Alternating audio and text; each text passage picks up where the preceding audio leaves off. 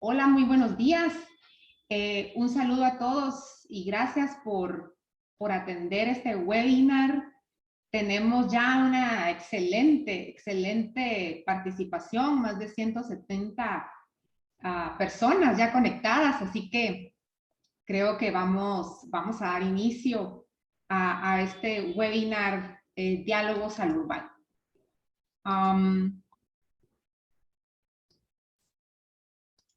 Pues va a ser una mañana realmente de mucho aprendizaje. Tenemos un panel tanto de expertos como de panel de discusión muy interesante. Y bueno, después de darle a todos esta bienvenida, Diálogo Salud Urbana, obesidad y diabetes, entendiendo el rol de nuestras ciudades. Este es un espacio que ha sido promovido y creado por el INCAP, por el Proyecto Salud Urbana, por el Centro de Excelencia de Enfermedades Crónicas de la Universidad Peruana Cayetano Heredia. Y antes de comenzar, brevemente voy a hacerles una presentación de qué es el Proyecto Salud Urbana.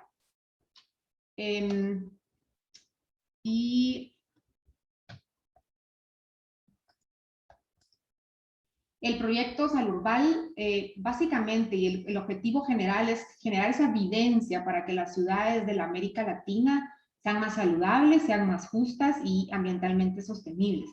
Existen 3 preguntas principales dentro del proyecto Salud Urbana, y cabe mencionar que este es un proyecto de 5 años financiado por la Wellcome Trust, y básicamente lo que queremos llegar a responder es cómo impactan las políticas urbanas en el entorno urbano construido y el entorno natural. Y también cómo impactan estos entornos urbanos y naturales en los resultados de salud de las personas, cómo impactan las ciudades en las inequidades en salud y cualquier factor que se relacione con la sostenibilidad ambiental. Y bueno, y muy importante también, cómo pueden las ciudades actuar para mejorar la salud, para reducir inequidades y apoyar la sostenibilidad ambiental. Y un poco de nuestra discusión durante el panel va a ser sobre esta última pregunta. Y bien importante que sepan que el proyecto Salud Urbana es un proyecto que integra más de 10 países, más de 10 instituciones, liderado por la Universidad de Drexel en Filadelfia, Pensilvania. Y bueno, una gran cantidad de investigadores multidisciplinario en este proyecto. Tenemos arquitectos, tenemos salubristas, epidemiólogos, nutricionistas, médicos, epidemiólogos sociales, psicólogos, es decir, es una fuente muy rica de aprendizaje multidisciplinario.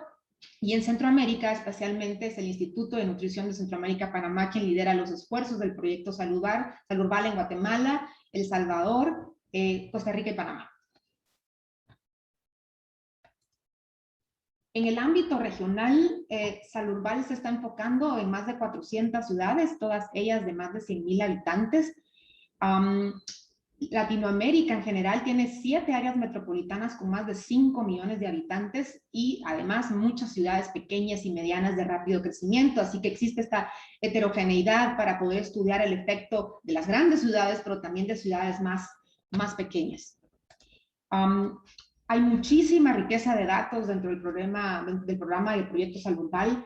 Ha recopilado datos de 371 ciudades con más de 100,000 habitantes y estos datos se han vinculado tanto a nivel ciudad como a nivel de subciudades, ¿verdad? Sabemos, por ejemplo, que la ciudad de Guatemala está compuesta de una área metropolitana, pero dentro de ella tenemos municipios que también nacen en la gran ciudad y a eso le llamamos las subciudades y vecindarios en esta ciudad. Y entonces hay indicadores de salud como mortalidad, esperanza de vida, factores de riesgo, comportamientos relacionados con la salud, violencia, datos sobre ambiente construido, por ejemplo, el uso del suelo y la forma urbana, las opciones de tránsito, transporte activo, la congestión del tráfico, la densidad de calles, la contaminación del aire, qué tan transitable es una ciudad, los espacios verdes, el agua y la sanitización y el alojamiento. Y dentro de las variables un poco más sociales está indicadores de pobreza, desigualdad de ingresos, condiciones de vivienda, educación y empleo. Y para ir aterrizando un poco más acerca de lo que es Salud Urbana y el webinar que tenemos preparado para ustedes el día de hoy, vamos a profundizar en 2 temas muy importantes, muy prevalentes en nuestra región centroamericana y latinoamericana, y es la obesidad y la diabetes en Latinoamérica, ¿verdad? Sabemos que 6 de cada 10 personas mayores de 18 años tienen sobrepeso o obesidad, y 1 de cada 10 personas mayores de 18 años viven con diabetes tipo 2. Y han sido problemas muy estudiados desde los factores de riesgo individual que todos conocemos, como comer mejor, hacer más ejercicio, llevar una dieta saludable, etcétera. Pero se nos olvida muchas veces que las personas viven en entornos sociales, en entornos físicos, en entornos alimentarios, y son las ciudades donde viven quienes pueden hacer mucho o pueden hacer mucho daño para que las personas puedan tener estilos de vida más saludables. Así que hoy vamos a comprender un poquito más cuál es el rol de nuestras ciudades en cuanto a tanto con sus ambientes físicos, sus ambientes sociales, económicos, para que se relacionan con la obesidad y la diabetes. Y para eso, el día de hoy tenemos un panel realmente muy bueno. Voy a presentar primero a los expertos que nos van a presentar varias investigaciones colaborativas del proyecto Salurbal. Todas son investigadores del proyecto Salurbal y como primer exponente tenemos a la doctora Mónica Mazariegos. Ella es doctora en Ciencias en Nutrición Poblacional por el Instituto Nacional de Salud Pública de México. Actualmente es investigadora en el Centro de Investigación del INCAP para la prevención de enfermedades crónicas y para el proyecto Salurbal.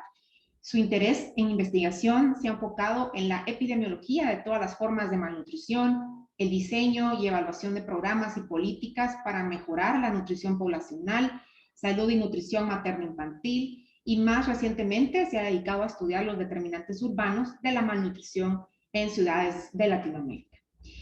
Como segunda exponente, le damos la bienvenida a la doctora Ariela Braverman. Ella es pediatra, tiene una maestría en salud pública de la Universidad de Boston. Actualmente es candidata a doctora en epidemiología de la Escuela de Salud Pública de la Universidad de Drexel, en Filadelfia. Ha trabajado como investigadora en el Instituto Nacional de Salud Pública de México, colaborando en proyectos como la evaluación del impacto de los impuestos a las bebidas azucaradas en diferentes resultados en salud. Y actualmente colabora con el proyecto Salurbal como parte de sus estudios de doctorado, realizando investigaciones sobre la influencia del ambiente urbano en la salud en ciudades de Latinoamérica. Y también le damos la bienvenida a la maestra Cecilia Anza Ramírez. Ella es bióloga y candidata a maestra en epidemiología por la Universidad Peruana Cayetano Heredia. Tiene gran interés en investigación de enfermedades crónicas no transmisibles, especialmente en las cardiovasculares y metabólicas, como hipertensión, obesidad y diabetes, así como en sus factores asociados. Y actualmente es parte del grupo de investigación del Centro de Excelencia en Enfermedades Crónicas de la Universidad Peruana Cayetano Heredia y colabora con el proyecto Salurbal, estudiando los determinantes urbanos de la obesidad y la diabetes. Así que le damos la más cordial bienvenida a nuestras expertas del día de hoy. Y rápidamente, porque voy a enfocarme a ellos más adelante, quiero también presentarles que están con nosotros también un panel de expertos que van a aportar mucho de sus conocimientos y mucho de este trabajo intersectorial de lo que yo les estaba hablando, que es muy importante para estos temas.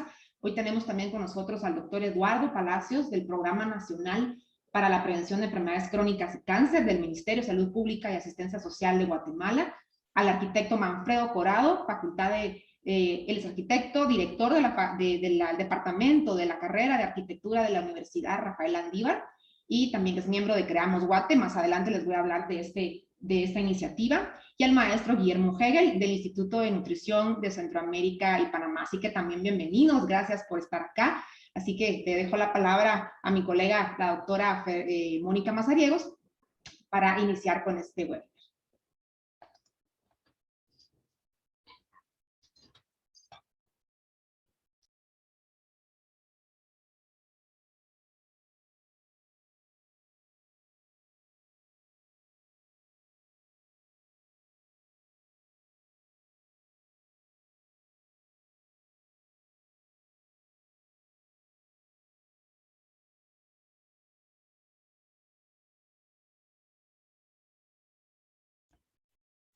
Hola, buenos días. Muchas gracias por la invitación. Es un gusto estar con ustedes el día de hoy. Y vamos a hablar sobre las inequidades en obesidad en ciudades de América Latina. Para mí es un gusto presentar en nombre de todos los investigadores que han estado participando en este proyecto, y ustedes pueden verlos aquí en esta diapositiva. Me cambia. Ok. Quiero comenzar hablando un poco sobre la asociación que hay entre el desarrollo socioeconómico y la obesidad. La evidencia indica que en los países que tienen un desarrollo socioeconómico bajo, la obesidad es mayormente prevalente en grupos que son socialmente más favorecidos, es decir, aquellos que tienen altos ingresos, que tienen un alto nivel educativo y que no pertenecen a una minoría étnica. Ya a la medida que el desarrollo socioeconómico de las ciudades aumenta, la prevalencia de obesidad va aumentando y la carga de la obesidad se invierte y pasa a ser mayormente prevalente en grupos que son socialmente menos favorecidos, es decir, aquellos con bajo nivel educativo, con bajos ingresos económicos y que pertenecen a una minoría o tienen alguna etnicidad. A partir de esta evidencia que hay a nivel de los países, es que un grupo de investigadores del proyecto Salurbal nos planteamos dos objetivos principales. Uno es estimar las inequidades educativas en obesidad en ciudades de América Latina, es decir, sabemos qué está pasando a nivel de país, pero no sabemos cómo se están comportando las ciudades y cómo podría estar la situación al interior de los países. Y también queríamos evaluar si el nivel de desarrollo socioeconómico de las ciudades hace que difiera o que se modifique la asociación que existe entre el nivel educativo de las personas y la obesidad.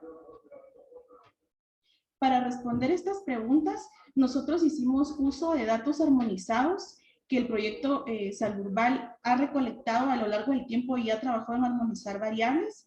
Estos datos los utilizamos de 8 países de América Latina, que son Brasil, Chile, Colombia, Costa Rica, El Salvador, Guatemala, México y Perú, y que engloba datos de 176 ciudades y a más de 53,000 residentes de las ciudades de América Latina.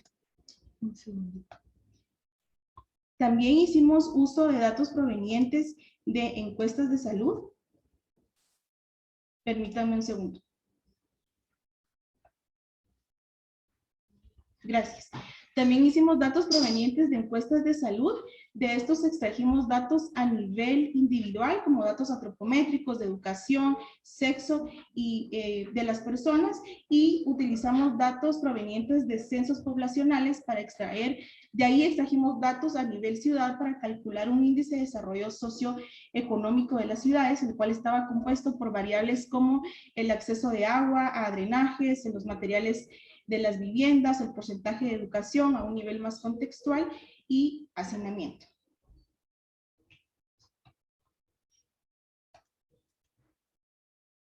En esta figura les muestro la prevalencia de obesidad por nivel educativo y por sexo para las 176 ciudades que nosotros estudiamos de América Latina.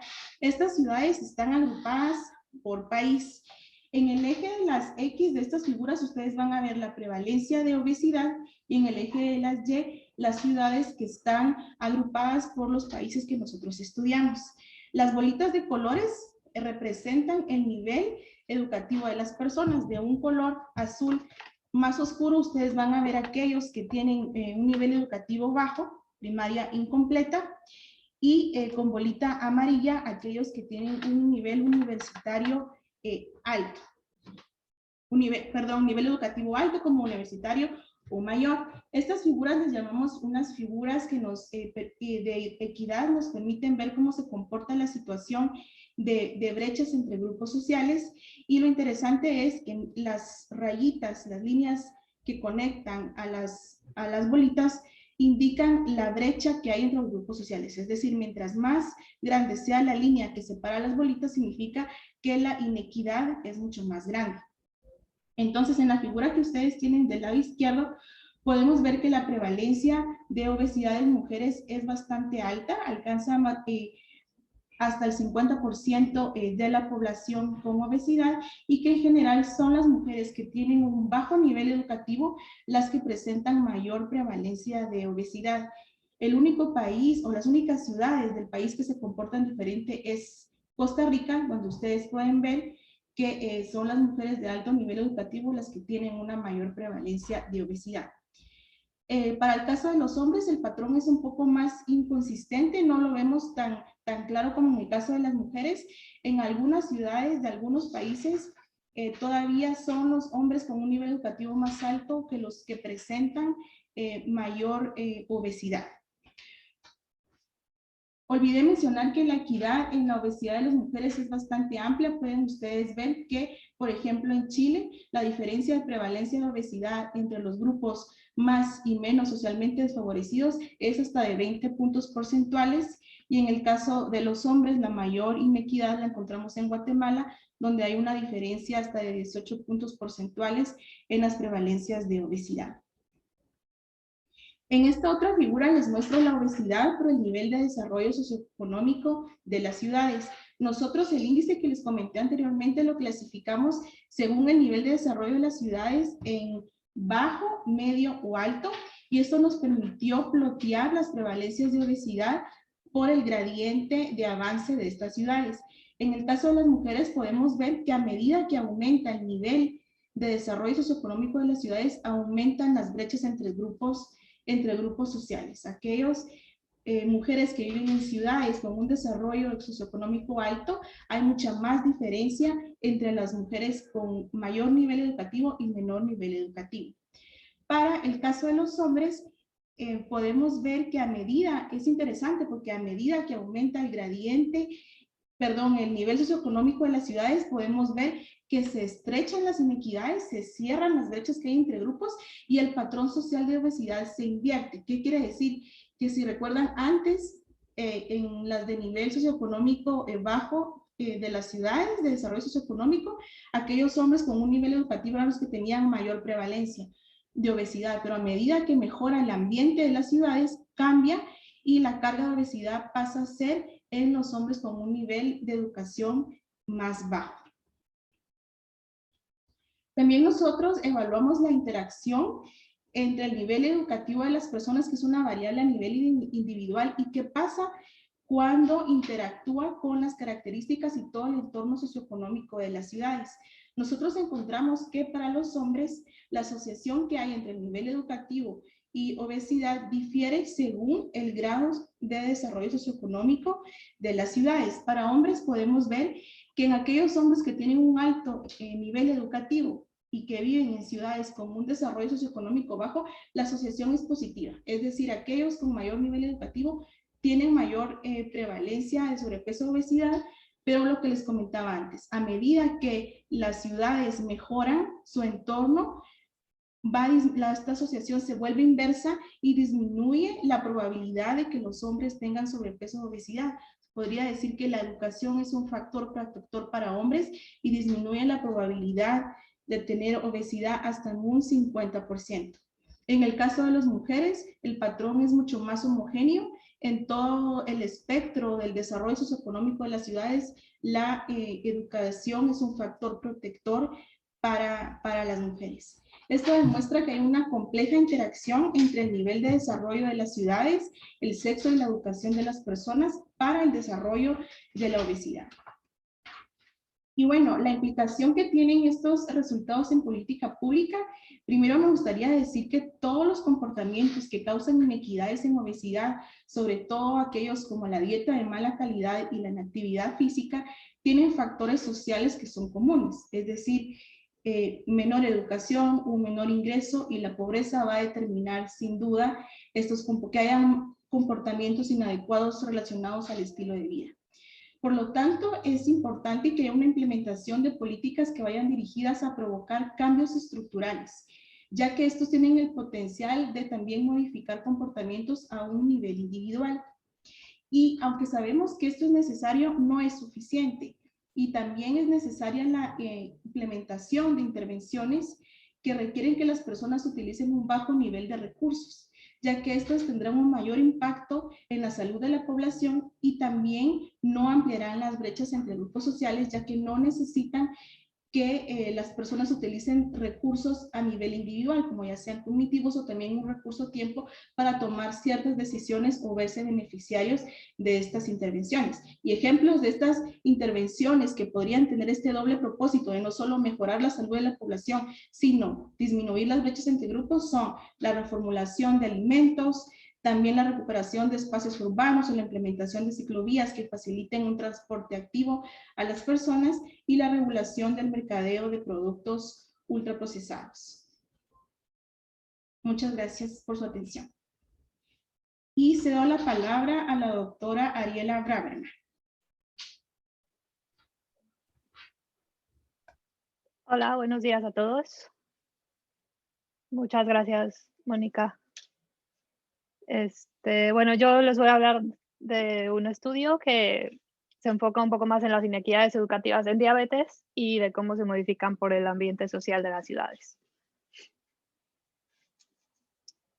Moni, ¿me pasas la siguiente, por favor?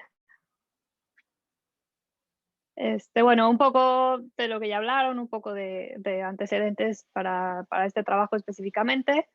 En 2012, 62 millones de personas tenían diabetes en América Latina y el Caribe, lo cual representa 1 de cada 12 o 1 de cada 10 actualmente. Se predice que esta cifra puede aumentar hasta los 109 millones para 2040, por lo que es necesario empezar a hacer algo para disminuir las prevalencias. La diabetes está considerada como la cuarta causa de muerte en la región y la mayoría de los casos están asociados a obesidad y sobrepeso, que como sabemos en Latinoamérica, más del 60% de la población padece de obesidad o de sobrepeso. La siguiente, una antes. Bueno, como comentó también la doctora Mónica, al igual que obesidad, para diabetes sabemos que hay factores de riesgo y estos factores de riesgo se encuentran a nivel individual y también se encuentran a nivel de las ciudades. A nivel individual, el nivel socioeconómico, el nivel educativo o el sexo se han encontrado asociados a mayor o menor prevalencia de diabetes. Por ejemplo, los efectos de la educación y este efecto protector que se vio para obesidad en el estudio de Mónica ha sido consistentemente reportado también para diabetes en mujeres, pero en hombres el efecto es un poco más mixto y no se tiene un patrón tan claro. Dentro de otros factores individuales tenemos los hábitos alimenticios y pues hábitos en general, ¿no? El tabaquismo, el alcoholismo, la actividad física y todo esto que es influido de cierta manera por el contexto en el que vivimos. Entonces también del lado de las ciudades tenemos que el nivel de desarrollo de las ciudades va a afectar tanto el nivel de desarrollo de los individuos como los hábitos que tengan y también dentro de este nivel de desarrollo se va a afectar el ambiente de las ciudades con acceso a comidas más altamente procesadas, el transporte público y todas estas cosas que pueden influir en cómo el individuo se comporta. Se ha visto que, por ejemplo, en países que empiezan esta transición a ser países un poco más desarrollados o más urbanizados, en zonas en las que empiezan, todos estos hábitos de comer productos altamente procesados y menor actividad física se ven inicialmente en personas que tienen un estado socioeconómico alto, pero conforme esta transición va avanzando, se empiezan a ver estos comportamientos de manera desproporcionada en personas con un estado socioeconómico más bajo, lo que habla también de que el ambiente influye en estos comportamientos individuales. La siguiente, por favor. Entonces, bueno, el objetivo de este estudio es caracterizar las asociaciones entre diabetes y nivel educativo para hombres y mujeres por separado y examinar cómo esta asociación se modifica por el ambiente social de las ciudades. Para esto utilizamos encuestas de salud y censos de 8 países, 232 ciudades y datos de 110.498 habitantes. Consideramos nivel educativo como menor de primaria, primaria completa, secundaria completa o universidad o más.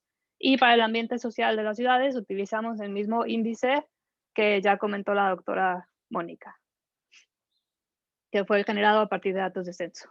Dentro de los resultados principales, en esta diapositiva podemos observar 2 gráficas, una para hombres y una para mujeres. Cada barra representa la proporción de personas con diabetes. En el eje de las X, abajo tenemos todos los países, el eje de la Y es la proporción de diabetes y los colores representan el nivel educativo. De más claro es menos de primaria y el más oscuro es universidad o más. ¿Qué es lo importante de estas gráficas? Es que, bueno, en las mujeres, en todos los países, exceptuando Perú, se ve un efecto muy claro en el cual a mayor educación tenemos menos diabetes. Sin embargo, en los hombres no hay un patrón tan claro. En algunos países no se ve tanta diferencia, e incluso en Panamá, Perú y El Salvador podemos observar un efecto inverso, en el cual a mayor educación tenemos mayor diabetes. Entonces, bueno, hablo un poco de la diferencia de las asociaciones entre educación y diabetes para hombres y mujeres. La siguiente, por favor. Cuando tratamos de ver si estas asociaciones se modificaban por el ambiente social de las ciudades, por este índice socioeconómico, en las mujeres encontramos que la asociación se mantenía igual independientemente del nivel socioeconómico de la ciudad, y este efecto protector se mantenía. Mientras más educación, menor era la proporción de diabetes. Y sin embargo, en los hombres encontramos que se modifica tanto por el entorno del país como por el entorno de la ciudad. Entonces, en países como Argentina, Brasil, Colombia, Chile y México, encontramos que la asociación con diabetes y educación era a mayor educación, menor diabetes, igual que en las mujeres. Sin embargo, en países como Perú, Panamá y El Salvador, la relación era inversa: a menor nivel educativo, mayor diabetes, perdón. Esto es importante considerando que Perú, Panamá y El Salvador son de los países que tienen un menor Producto Interno Bruto en nuestra muestra incluida en el país, lo que habla un poco de quizá menor desarrollo, o que estén en una etapa diferente de la transición nutricional y epidemiológica comparada con Argentina, Brasil, Colombia, Chile y México. Y entonces se puede ver esto que comentaba yo al principio, que a veces se ve mayor proporción de obesidad o de diabetes en el estado socioeconómico más alto, a diferencia, y conforme va avanzando, se va viendo más en un estado socioeconómico más bajo. Cuando vimos esta misma asociación y cómo cambiaba dentro de las ciudades, vimos que las ciudades sí, es muy similar a lo que se ve en los países, y que mientras más alto es el nivel socioeconómico de la ciudad, más pronunciada es la relación entre altos niveles educativos y menor proporción de diabetes. Bueno, antes. Y bueno, ¿cuáles son las conclusiones principales que sacamos de este estudio?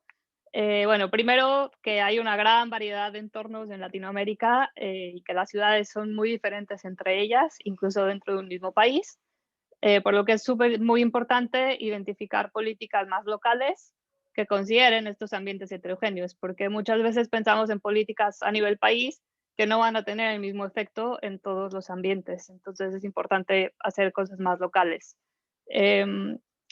Hay claramente una asociación entre diabetes y educación, y por lo menos en las mujeres hay que enfocarnos en estas diferencias educativas y tratar de atacar con estas políticas a los grupos más vulnerables, que en este caso serían los grupos con menor nivel educativo. Y bueno, tratar de diseñar intervenciones para disminuir las inequidades sociales que consideren, además de los aspectos individuales, este contexto de las ciudades en las que se vive. Y bueno, creo que por mi parte es todo y los dejo con la maestra Cecilia. Gracias, Ariela. Buen día a todos. Bueno, ahora yo les voy a hablar sobre las características del entorno urbano construido y su asociación con IMC, obesidad y diabetes.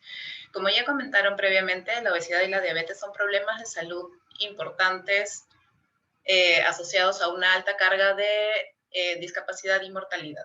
Se sabe que la actividad física y las dietas saludables son factores que pueden contribuir a reducir el riesgo de estas condiciones. Sin embargo, también es conocido que hay factores que estos factores se han visto deteriorados debido a la urbanización de las ciudades. Latinoamérica es la región más urbanizada del mundo y su población urbana se ha incrementado de un 40% a alrededor de un 80% en los últimos 60, 70 años. Esto debido a un proceso de constante migración a las ciudades, y esto ha hecho que Latinoamérica albergue ciudades de diferentes tamaños con diferentes niveles de desarrollo socioeconómico, así como diferentes patrones urbanos. Y así podemos encontrar diferentes ciudades, o incluso dentro de las mismas ciudades, diferentes patrones. Podemos encontrar zonas con mayor vegetación o con mayor número de intersecciones, o tal vez ciudades más o menos más o menos fragmentadas, o con parches urbanos o áreas urbanas más o menos aisladas. Si consideramos que los factores ambientales, así como los factores sociales, pueden explicar entre el 50 y 60% de los perfiles de salud, esta heterogeneidad que ya se ha mencionado podría estar potencialmente asociada a diferencias en las condiciones de salud de la población. Por ello, esta investigación tiene como objetivos evaluar la asociación de las características del entorno construido de las ciudades de Latinoamérica con el índice de masa corporal, las proporciones de obesidad y de diabetes. Además, también quisimos evaluar la variabilidad de estas condiciones crónicas entre y dentro de las ciudades. Siguiente, por favor. Entonces, para evaluar esto, tomamos como base los datos recopilados por Salurval. En total, en este estudio se usaron 10 países de Latinoamérica, con un total de 675 distritos, municipios o comunas. Para el caso de los resultados de obesidad, para el caso de diabetes tenemos 740 distritos en 236 ciudades. Siguiente, por favor. Nuestras variables de interés tenemos, en cuanto a exposición, tenemos variables a nivel subciudad, distrito, comuna, y tenemos a nivel ciudad. A nivel ciudad tenemos fragmentación y aislamiento, y a nivel subciudad, densidad de intersecciones, vegetación y densidad poblacional en áreas construidas. Además, nuestros modelos, nuestras asociaciones fueron ajustadas por variables confusoras a nivel individual, subciudad y ciudad, y nuestras variables de interés fueron IMC, obesidad, diabetes, y hubieron algunas variaciones en cuanto a la muestra por la disponibilidad del dato que fue obtenido de encuestas de salud. Siguiente, por favor. Entonces, en resultados, tenemos que... ahí está. Como podemos ver, las características del entorno construido varían entre cada uno de estos países. Sin embargo, no podemos observar así nada más como que variaciones muy drásticas. Tampoco podemos, hay algunas variaciones también en cuanto a nivel educativo alcanzado y edad, pero básicamente esto se va a ver ajustado por los modelos que más adelante explico. Siguiente, por favor. En cuanto a las muestras, cuando comparamos entre personas con y sin obesidad y con y sin diabetes, vemos variaciones en edad y nivel educativo alcanzado, pero tampoco vemos muchas variaciones en cuanto a las características del entorno construido. Siguiente, por favor. Sin embargo, cuando hacemos un análisis un poco más fino, ajustando estas variables por las variables confusoras y por todas las variables del entorno, contrario a lo que se esperaba, podemos ver que vivir en zonas con mayor densidad de intersecciones está asociado con mayores valores de IMC, mayor probabilidad de obesidad. Y digo contrario, pues el mayor número de intersecciones podría ser un ambiente más amigable para incrementar el transporte activo. Sin embargo, podría ser que más bien este mayor número de intersecciones está asociado con mayor número de tiendas o vendedores ambulantes, lo que haría que haya una mayor disponibilidad de comida no tan saludable más cerca al alcance de la mano.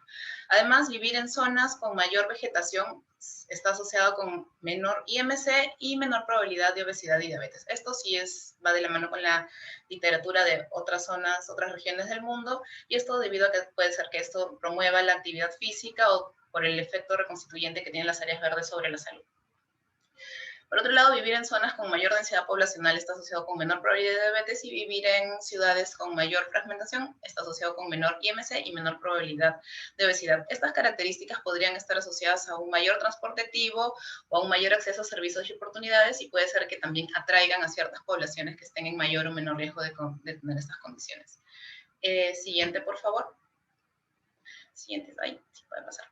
Bueno, de toda esta variación que hemos observado, el porcentaje explicado por las características a nivel ciudad y subciudad fue pequeño o modesto, y esto se reduce al agregar las características de interés que hemos evaluado. Esto quiere decir que las características que hemos visto ayudan a explicar en parte la variación dentro y entre ciudades, y sin embargo debemos decir que más se explica por las características del individuo. Siguiente, por favor. Una antes. Gracias. Entonces, como vimos, hay ciertas características están asociadas a una mayor carga de condiciones crónicas, como densidad de intersecciones, que vimos que está asociado a mayor IMC y mayor probabilidad de obesidad, mientras que la vegetación, la densidad poblacional y la fragmentación más bien están asociadas a un mejor perfil de salud en estas condiciones. Por otro lado, aunque la mayor parte de la variación observada a estas condiciones evaluadas se explica por factores individuales, dada la naturaleza poblacional de estas características, los efectos modestos pueden tener implicaciones de gran alcance sobre la carga de obesidad y diabetes en poblaciones grandes. Aunque pequeñas, las asociaciones observadas son importantes ya que están directamente relacionadas con características que influyen en los determinantes de la salud en grandes grupos. Siguiente, por favor. Una antes. Entonces, ¿cómo podríamos utilizar o cuál es la importancia de estos resultados?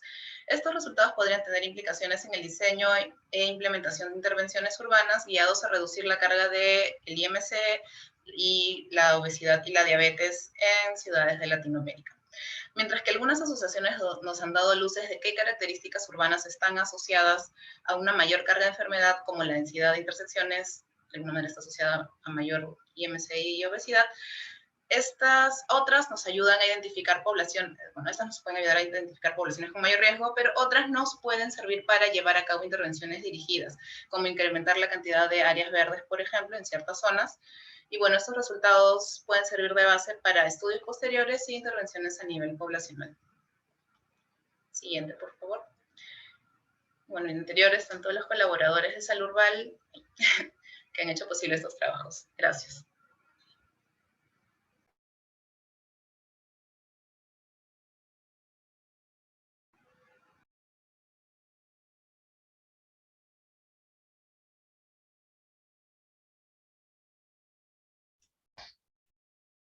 Muchísimas gracias a las tres expositoras por sus excelentes ponencias.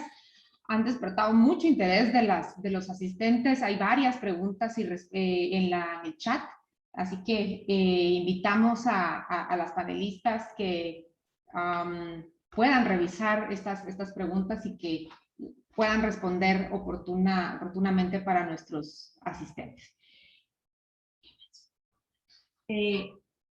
Actualmente tenemos a 441 personas conectadas, lo cual es muy bueno para nosotros. Realmente ha sido una convocatoria excelente y agradecemos nuevamente el interés que han tenido en conocer más de esta problemática.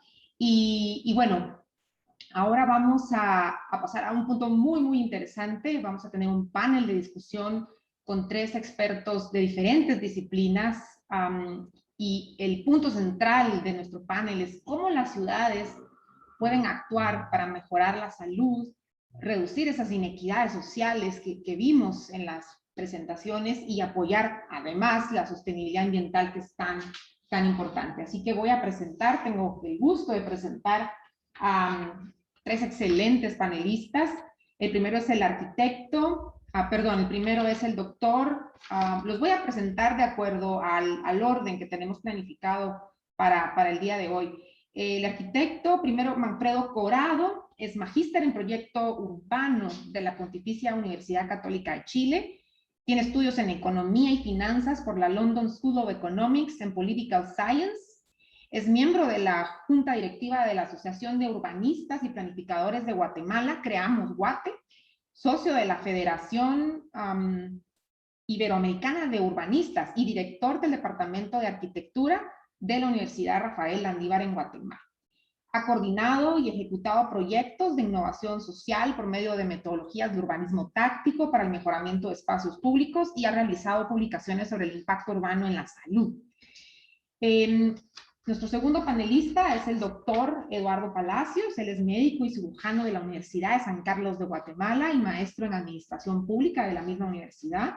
Es coordinador del Programa Nacional para la Prevención de Enfermedades Crónicas No Transmisibles y Cáncer del Ministerio de Salud Pública y Asistencia Social y fue el presidente de la Comisión Nacional para la Prevención de Enfermedades Crónicas No Transmisibles en el periodo 2010-2020. A la fecha ha realizado más de 125 trabajos de investigación publicados o presentados en congresos a nivel nacional e internacional. Y además nos acompaña el maestro Guillermo Hegel. Él es maestro en salud pública del Instituto de Medicina Tropical de Amberes, Bélgica. Tiene una maestría previa en desarrollo y una licenciatura en ciencias ambientales, ambas de la Universidad del Valle de Guatemala. Actualmente coordina un proyecto de investigación acción participativa en colaboración con la Escuela de Medicina Tropical de Liverpool, en Inglaterra. Desde 2014 hasta principios del 2020 fue director de salud del municipio de Villanueva, Guatemala. Una parte fundamental de sus tareas consistió en articular salud en todas las políticas y mejorar el sistema de atención primaria en salud en el entorno urbano mediante procesos participativos. Ha trabajado en la OPS-OMS Guatemala como asesor de determinantes sociales de la salud y la iniciativa Ciudades Saludables, liderando y contribuyendo a varios programas en Guatemala y América Latina.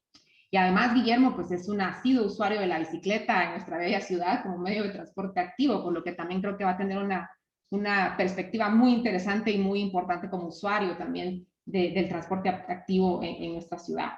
Así que nuevamente agradezco su participación y bueno, vamos a hacer 2 rondas de preguntas, cada uno de su área de expertise será muy interesante y muy importante conocer sus opiniones hacia lo que los panelistas han expuesto y también, bueno, de una manera muy general y desde su área, conocer cuál es su percepción y cómo las ciudades pueden actuar para mejorar la salud, reducir inequidad social y apoyar la sostenibilidad ambiental. Entonces, esta primera ronda de preguntas, vamos a responder a esta misma pregunta, los 3, desde su área de experiencia, desde la disciplina que dominan. Así que iniciamos con el arquitecto Manfredo Corado y nos gustaría saber, arquitecto, según su experiencia, cómo las ciudades pueden actuar mejor o pueden ser mejor planificadas para mejorar la salud, reducir inequidad social y apoyar la sostenibilidad ambiental. Así que adelante, arquitecto. Solamente les recuerdo que tenemos más o menos 5 minutos para cada participación y vamos a ir avisándoles cuando este tiempo esté por terminar. Gracias. Adelante, arquitecto. Perfecto. Pues primero felicitar al INCAP por la organización y a todos los actores claves que generaron el apoyo para esta actividad.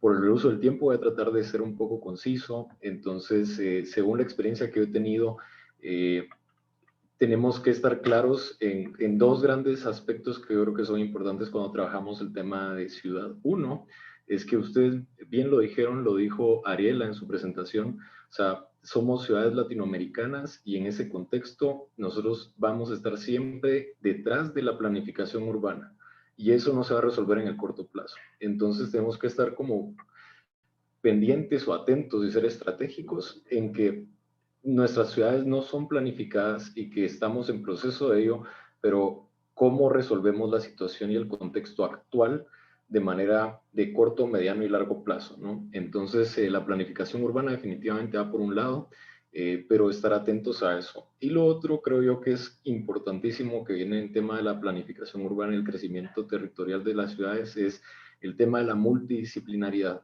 Estamos todavía en un esquema donde las disciplinas se ven de forma aisladas y el tema de la construcción de ciudades es algo súper relevante. O sea, la teoría urbana viene desde décadas, siendo un poco más evolutiva en el tema de participación ciudadana, de ver a las personas como usuarios, pero viene de una práctica en donde era muy top-down la planificación y que no se incluían a muchas expertices, y yo creo que los retos y los problemas contemporáneos solamente se solucionan de forma multidisciplinar.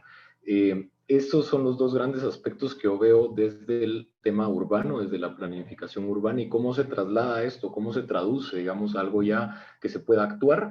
El tiempo daría para muchas áreas, pero yo voy a priorizar algunas. Yo creería que lo primero que tenemos que pensar es en planes corto, mediano plazo y que podamos implementar de forma fácil y funcional, ¿no? Algunas ciudades latinoamericanas han demostrado ser líderes en esto y de hecho la OMS ha premiado algunos programas, entre los cuales les comento el proyecto de las ciclovías recreativas tipo pasos y pedales.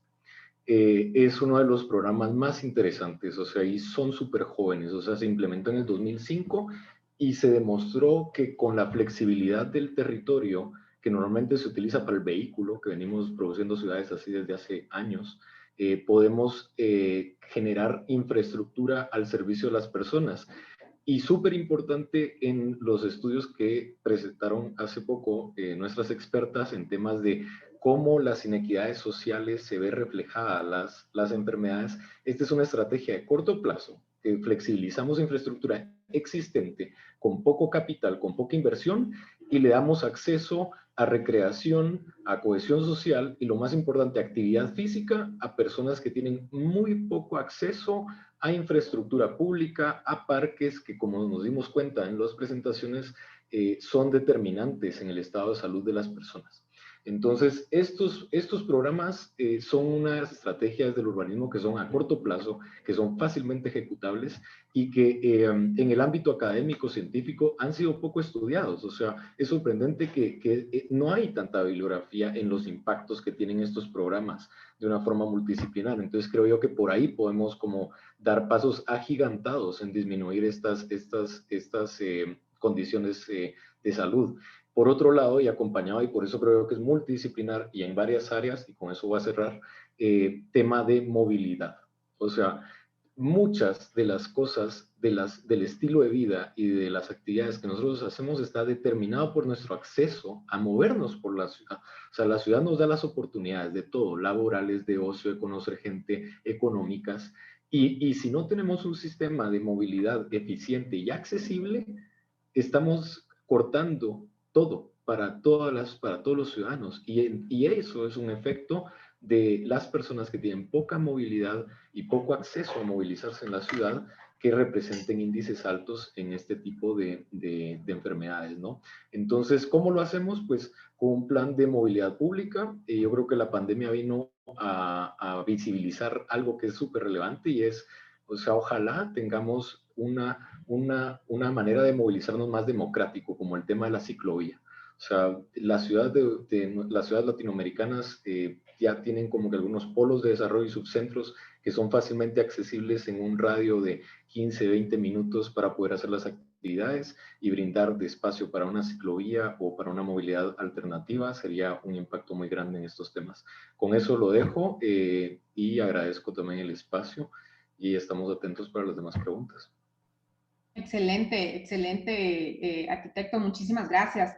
Así que ahora, doctor Palacios, quisiéramos hacerle la misma pregunta, pero desde su área de experiencia, usted como coordinador del Programa Nacional de Crónicas, usted que tiene todo el conocimiento sobre la problemática de la obesidad, la diabetes y otras enfermedades no transmisibles en nuestra ciudad, ¿cómo podemos actuar para mejorar la salud, reducir inequidad social, pero que también esto apoye la sostenibilidad ambiental? Así que también tiene el espacio, 5 minutos y gracias, otra vez.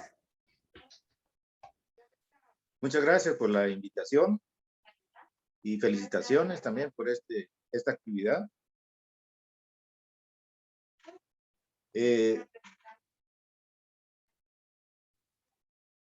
Perdón, un momentito.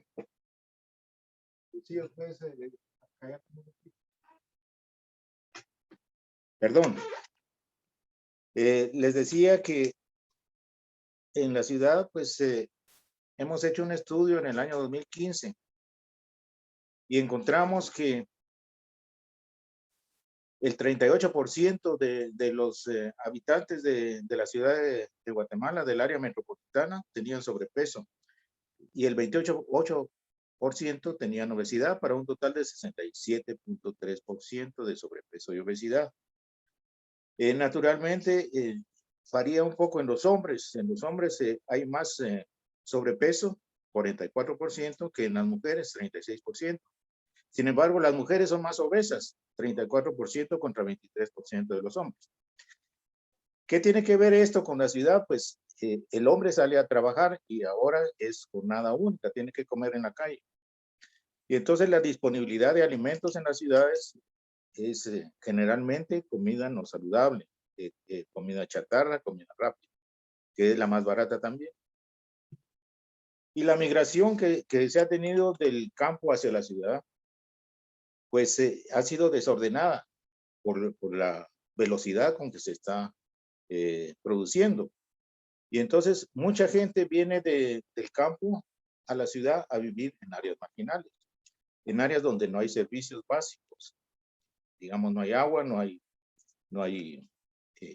buenas calles y tampoco hay disponibilidad de los desechos.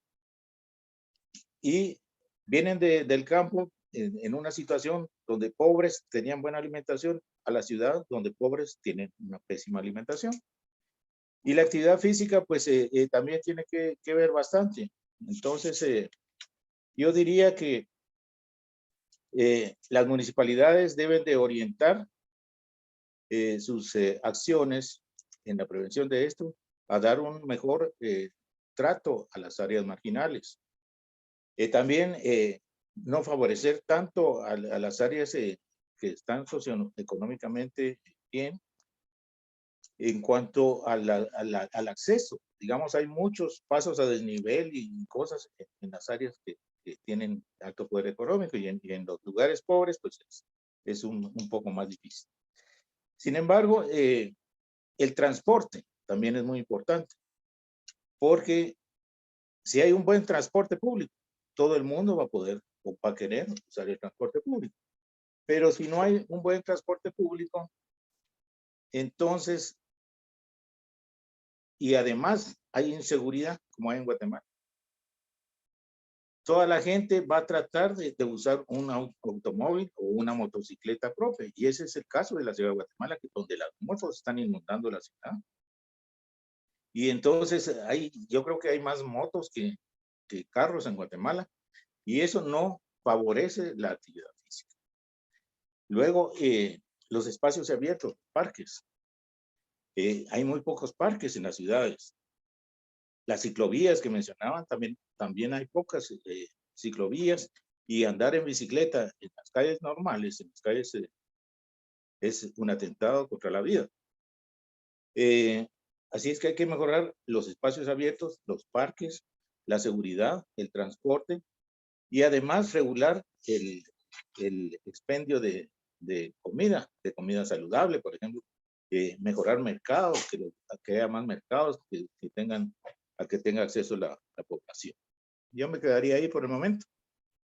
Gracias, doctor. Y precisamente en la segunda ronda vamos a tocar un poco más el tema de la alimentación, cómo podemos mejorar esos espacios en el ambiente. Gracias, doctor. Y ahora entonces, Guillermo, te saludamos desde el INCAP. Quisiéramos saber desde tu perspectiva de gobierno local, de gobernanza local, según tu experiencia, ¿cómo las ciudades pueden actuar mejor para mejorar los indicadores de salud, reducir inequidades y apoyar la sostenibilidad ambiental? Adelante. Bueno, muchas gracias, Fernanda, y felicitaciones a las ponentes. Este tipo de información justamente va muy de la mano con mi respuesta, ¿verdad? El acceso a datos es sumamente importante desde la perspectiva de los tomadores de decisión a nivel local.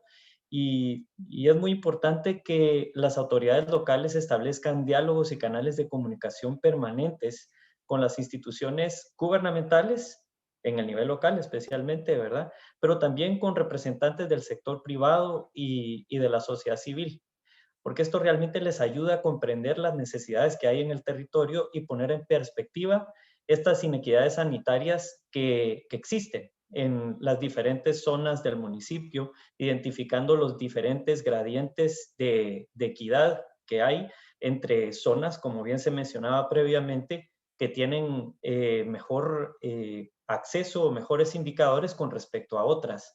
En la medida que estos diálogos se establecen y hay una, digamos, una puesta en común de los actores y se establece una visión de cambio de lo que se requiere hacer, es muchísimo más fácil para las autoridades locales poder diseñar políticas y planes que tengan acciones específicas para poder resolver estas inequidades en el territorio.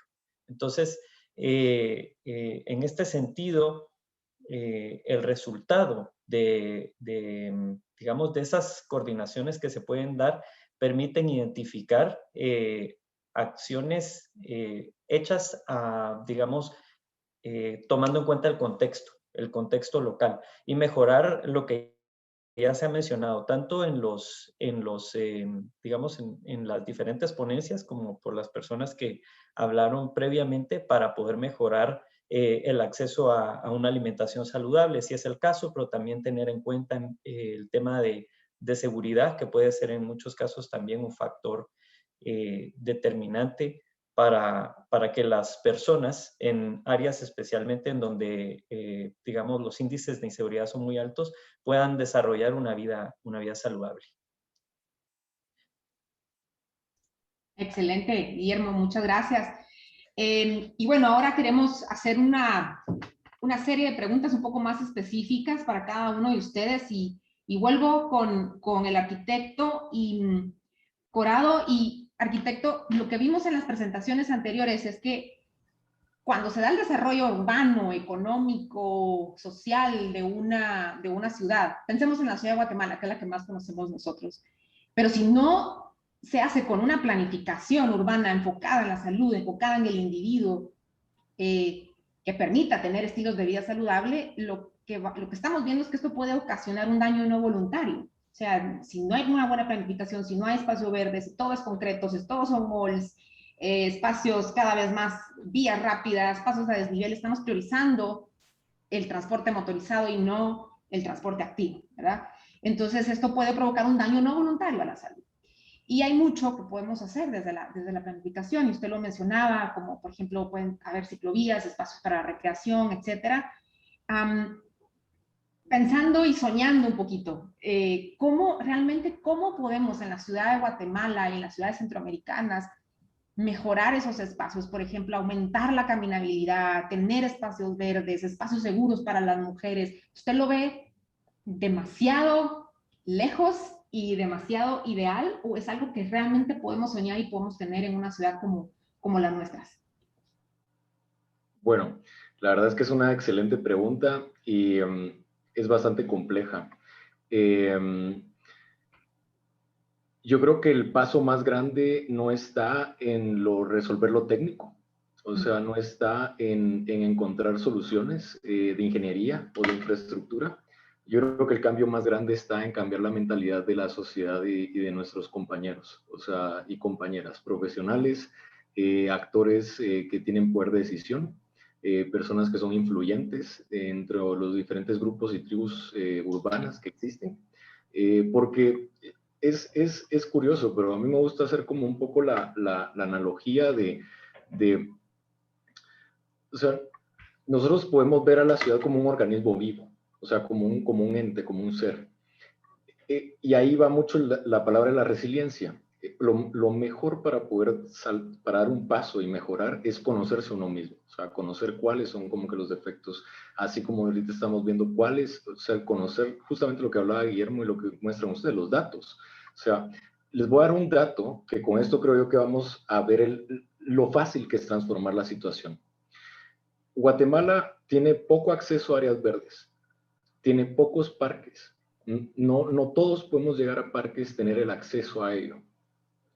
Sin embargo, el área metropolitana de Guatemala, el 42%, casi la mitad, está compuesta por barrancos, que son ricos, biodiversos, que son la infraestructura que soporta los servicios de nuestra ciudad. ¿Qué pasa? Hemos sido ciegos en la planificación urbana del contexto en el que vivimos. O sea, Guatemala tiene un carácter de ciudad y es un carácter súper biodiverso, súper natural, con una bondad en temas de flora y fauna que a los ciudadanos nos daría como una paz, nos daría una calidad de vida y además sería un gusto poder transitar en una ciudad con ese carácter, que es una jungla básicamente, pero nunca fue considerada. O sea, no sabemos todavía cómo convivir con la naturaleza y cómo crear una infraestructura para que los ciudadanos tengamos y podamos gozar de esa infraestructura y de ese privilegio que tenemos en temas de latitud y en temas de bienestar natural. Entonces, ¿cómo creería yo, para ir cerrando, que podemos dar ese paso? Primero, pues cambiando la mentalidad, pronunciándonos, creo yo, así como lo estamos haciendo con este seminario y con estas charlas. Creo yo que hay que hacer bastante incidencia. Yo les invito a que sean partícipes políticamente en temas de procesos de planificación urbana. Aquí urge la participación ciudadana, o sea, tenemos que ser más abiertos a escuchar al usuario y dejar un poco esa planificación top-down que muchas veces no es voluntariamente, porque la planificación, como les he dicho, corre contra los procesos y va contra el tiempo, pero hace falta para nosotros involucrarnos también en hacernos escuchar qué es lo que necesitamos, qué es lo que nos hace bien, cómo visualizamos la ciudad, cómo nos la imaginamos, ¿sí? O sea, aquí, o sea, fácil, puentes ciclopeatonales por medio de los barrancos, conectamos zonas, hacemos nuestra actividad física semanal y disminuimos notablemente los riesgos de enfermedades no transmisibles. Excelente, excelente, Manfredo. Es un excelente dato. Yo no lo sabía, que el 42% de la ciudad tiene tanto que ofrecer, y es cierto, hay barrancos por todos lados, pero no son utilizables, ¿no? Tenemos Entonces, 28 ríos. y ríos, sí, sí, sí. Increíble, increíble. Gracias, gracias, Manfredo. La demanda ciudadana, la organización civil, toda lo que es actividad civil organizada es importantísimo, no solo para ambientes, el ambiente construido, sino también para el ambiente alimentario. Así que nos podemos relacionar con eso. Ok, y ahora el doctor Palacios, usted mencionó algo muy importante, y es que la alimentación ha cambiado en el área urbana. Sabemos que los dos factores más directos que impactan el sobrepeso y la obesidad es la dieta. Lo que comemos es la cantidad excesiva de azúcar que ahora encontramos por todos lados, el azúcar oculta, también la sal oculta, etcétera, las calorías ocultas, la publicidad de alimentos, el etiquetado de alimentos no es el adecuado. Eso ya lo hemos evidenciado con mucha evidencia científica nacional e internacional. Para usted, entonces, ¿por dónde podemos empezar para crear un ambiente alimentario más saludable para las personas, especialmente aquellas que vienen del interior y, como usted dice, viven en zonas urbano-marginales, no conocen alimentos, digamos, sanos, muy diferente a lo que ellos están acostumbrados? Entonces, ¿cómo podemos empezar a ayudar a las personas para que tomen decisiones más saludables? ¿Cómo creamos ese ambiente alimentario más saludable? Bueno, en primer lugar, yo creo que existiendo tanta falta de equidad, pues hay que educar a la población, definitivamente. Eso es lo primero. Educarla en que conozca cuál es la dieta saludable y cuáles son los nutrientes que son nocivos para la salud. Esto se logra por todos los medios de comunicación. Naturalmente que es una estrategia que es efectiva, pero es cara. O sea, exige que la educación se haga desde la escuela hasta la televisión. Y entonces, a través de esto se puede informar a la población de las maneras más adecuadas de alimentarse. Pero también hay que mejorar el acceso, como había mencionado, la disponibilidad de mercados en las áreas marginales, donde la oferta de alimentos saludables sea abundante y también que no sea demasiado cara. Porque a veces resulta de que la comida chatarra y la comida rápida es más barata que la comida saludable. Eso lo vemos aquí en Guatemala, digamos que las frutas generalmente son mucho más caras que la dieta, la comida chatarra, ¿no? Y entonces la otra cosa que hay que hacer es que una vez conociendo el consumidor cuáles son los alimentos, pues también debe de informarse de los alimentos que están preenvasados sobre su contenido.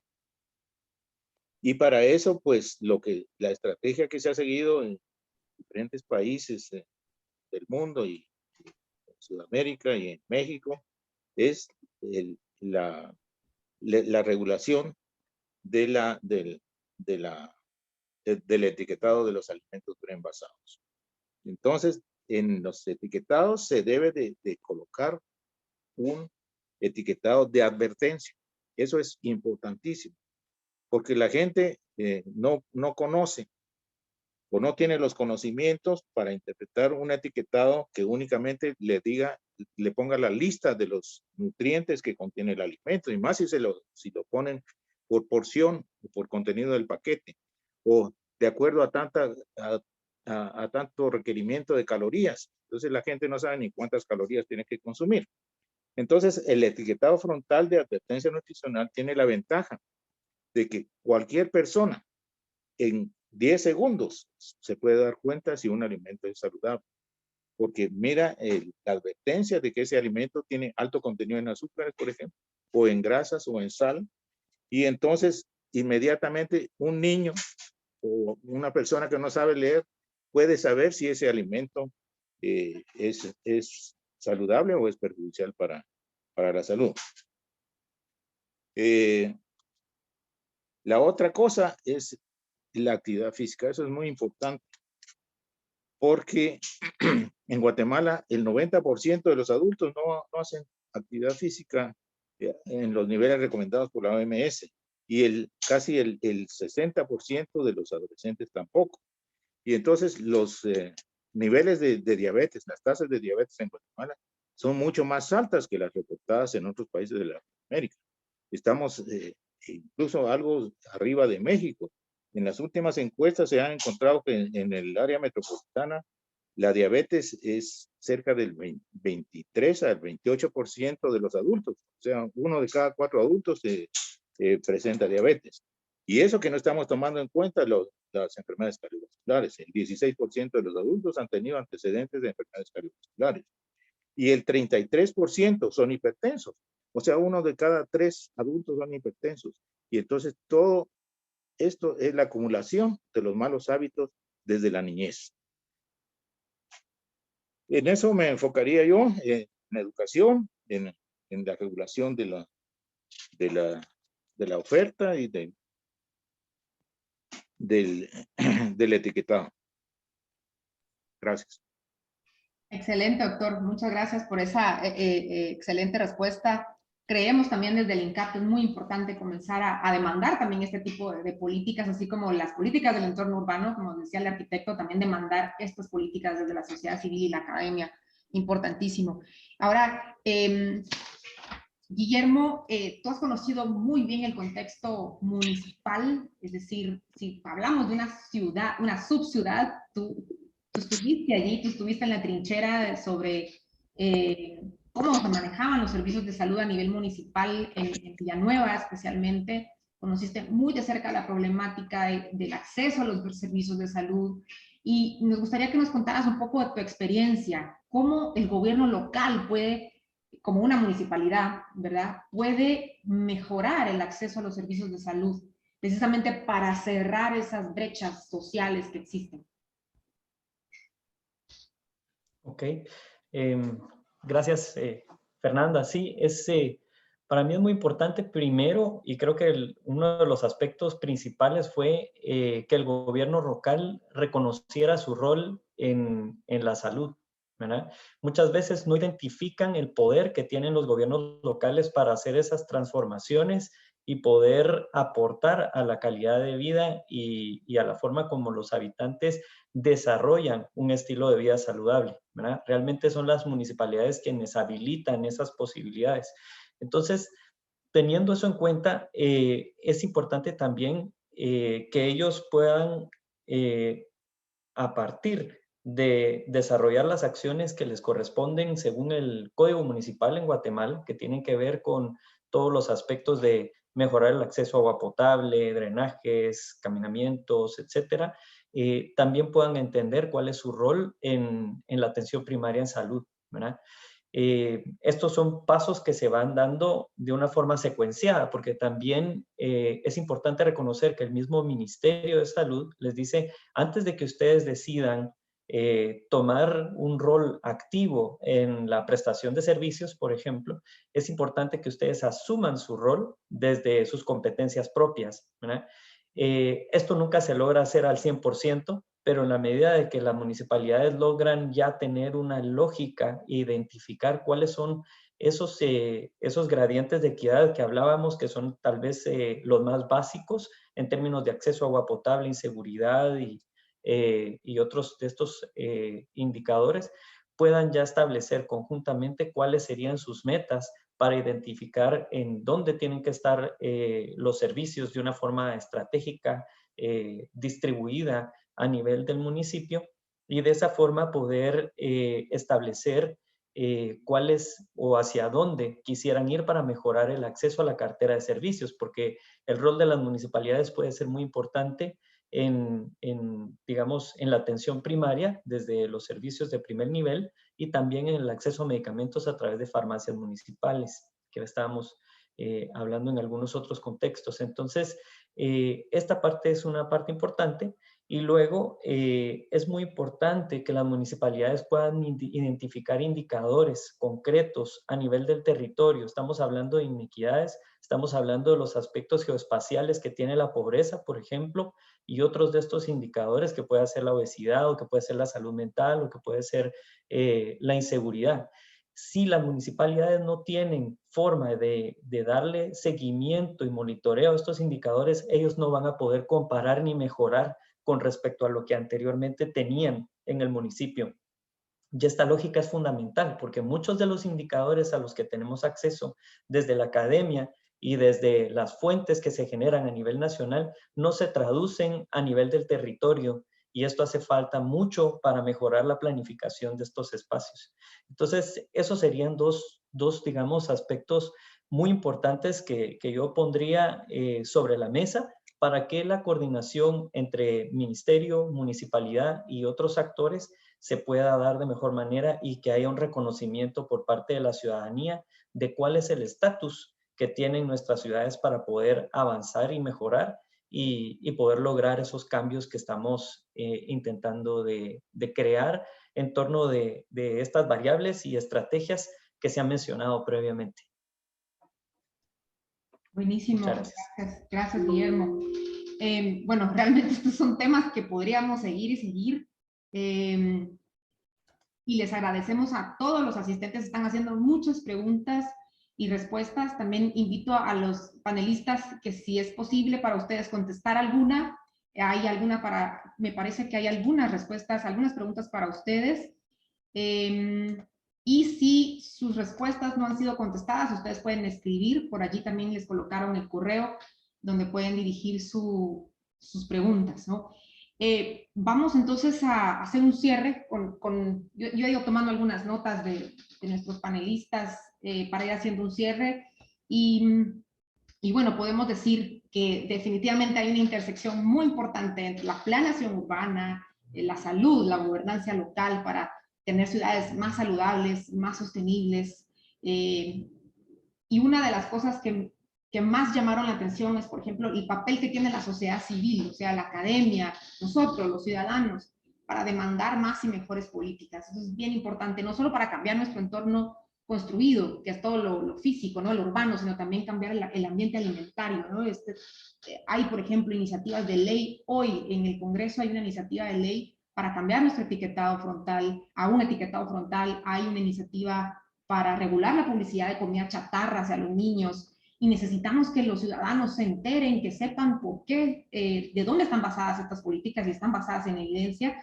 Y de la misma manera, seguramente también hay otras iniciativas, o pueden haber otras iniciativas para mejorar entornos urbanos, como el uso de los barrancos, por ejemplo. Me encantó esa idea, que creo que es viable y es algo con lo que podemos soñar, ¿no? Entonces yo creo que hay mucho espacio para que la ciudadanía participe, sea más demandante de más y mejores políticas con fines de salud pública, ¿no? Y mejorar estos entornos urbanos.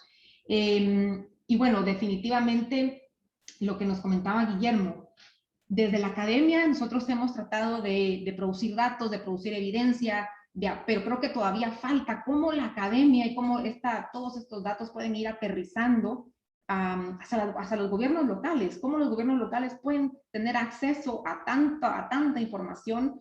En definitiva, se necesita crear esas infraestructuras de apoyo, esas plataformas de interacción, que es algo a lo que tú también te has dedicado mucho, Guillermo, esa participación, acción en los gobiernos locales, y es algo que también es un área por explorar, ¿verdad? Definitivamente. Así que nosotros vamos a cerrar acá, y solamente quiero presentarles rápidamente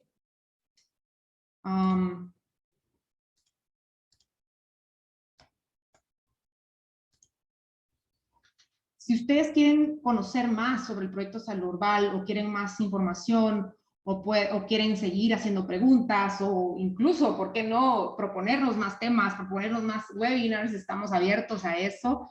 Este es el correo, es lacurbanhealth.org, salurbaladrogadrexel.edu. También estamos presentes en redes sociales.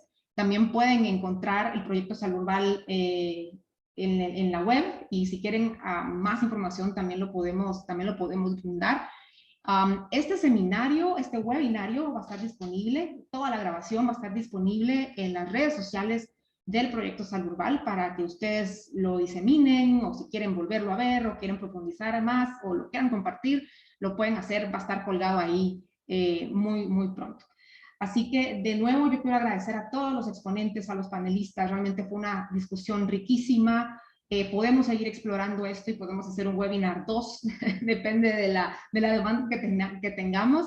Y nuevamente, un saludo a todos y gracias a todos los participantes por acompañarnos.